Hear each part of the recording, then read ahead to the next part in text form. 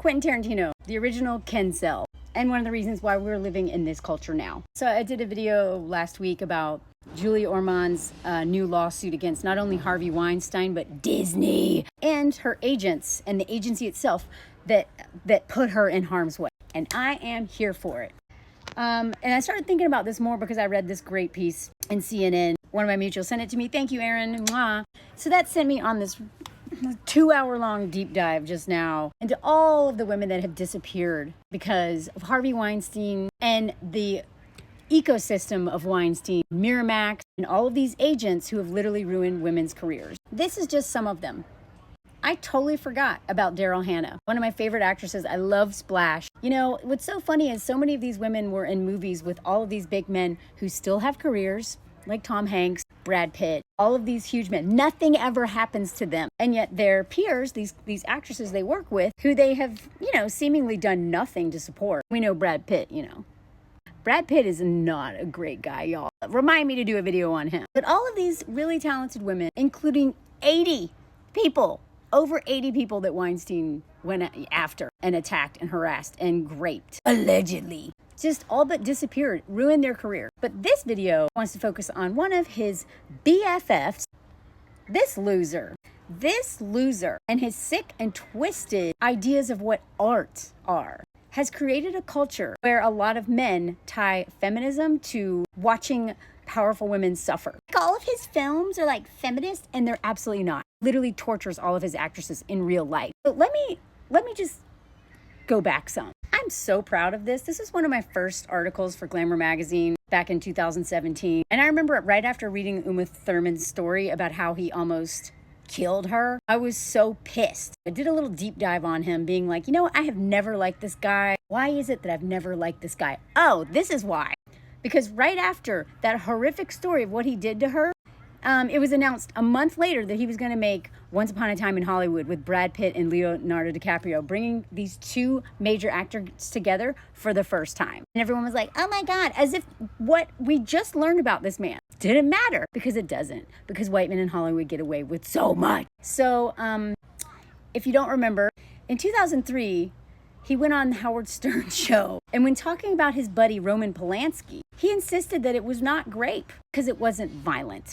And his words here, that she must have been down with it. A grown man graping a 13-year-old, whether she's partying or not, must be down with it.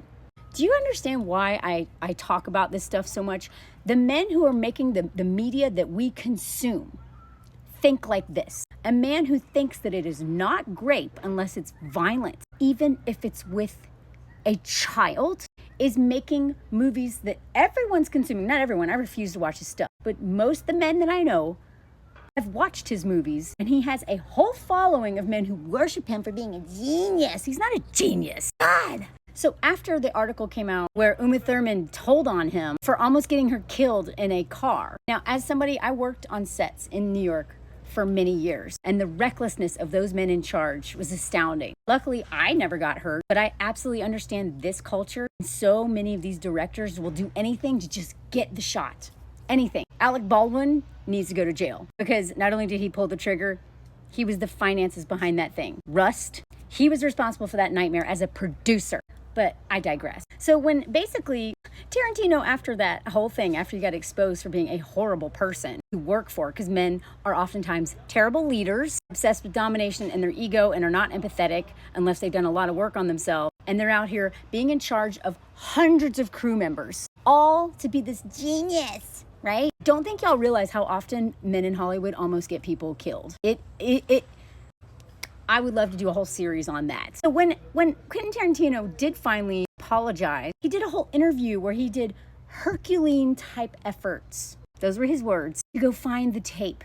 15 years later, I think, the tape that Uma really wanted to see of how he basically left her physically injured for life because he insisted on getting the genuine shot. Man is obsessed with genuine. And that is actually code for, I don't care what happens to my actresses. It's the actresses, by the way. As long as I get what I want. Because I'm a king baby. He's such a king baby. Uma Thurman also said that all happened.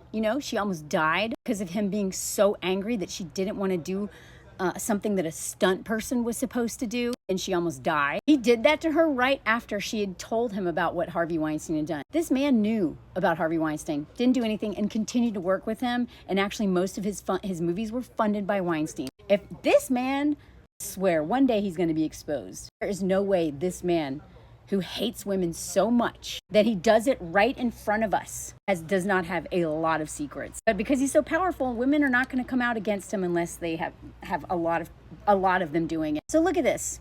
When he did this movie with Diane Kruger, he wouldn't let Christopher Waltz, an award-winning actor, do the choking. He said, it looks movie-ish. You won't get the blood vessels bulging or the eyes filling with tears or the sense of panic that happens when your air is cut off. This man wanted to choke a woman. That's why he put that in that movie. He's literally putting in movies what he wants to do. Ken Schmel. The only difference is that he's actually gets laid now and he has power and he can, get women. But I believe that all of his stuff, his revenge fantasies, are really his own revenge fantasies because he was a dork with a lot of power now. Revenge of the nerds, man. That is why we are living in this hellhole. I'm so much more afraid of nerds who now have power, any football player-ish dude. Because women get punished for all the things that men did to those men. Now, again, I'm assuming that most people have never actually choked someone. I haven't. So if I see someone in a movie getting choked, I don't know what's real and what's not. Anyone watching this, unless you have choked someone, you probably don't either. It makes me wonder how many times Quentin Tarantino has choked somebody for him to know the difference between what looks real and what's movie-ish. Now, this is not new in Hollywood, and I go into some other instances in this piece. The Shining, Last Tango in Paris, blah, blah, blah. They're endless. So this queen, she has openly criticized this man for using grape as a plot device and fetishizing violence against women. I love this line that I wrote here. Feminism, when I think of feminism, it isn't exactly the first word that comes to mind when you see his female characters getting scalped, branded, whipped, graped, and choked. Or a woman's face being scraped off by a car tire. Or Jennifer Jason Leigh having hot stew thrown in her face shortly before a man blows it into pieces. I'm sorry, how is his stuff feminist? I'm pretty sure only men would think that was feminism. His films are an orgy of elaborately justified misogyny. And he leaves, honestly, I don't know how any woman gets out of Hollywood without being unbelievably traumatized. There are, from the agents, the directors, the producers, the men who own Miramax, all of them. It is a industry, and I'm not saying it's just Hollywood. Hollywood is a microcosm for our culture at large. I would argue probably from what I've heard that the tech industry is just as bad, blah, blah, blah. Difference here, the reason why I focus so much on Hollywood is we are passively or actively consuming the stuff that comes out of these sick and twisted men's brains. Maybe I won't consider the violence against me as big of a deal because I watch it so often being normalized by cancels like Tarantino. And it's not just against women. This man has a big racism problem too, especially anti-blackness. Because when he got criticized for Django Unchained, that horrific mess of a movie, his responses were, he told on himself. He even tried to say Django Unchained was better than Selma, even though he admitted later on he'd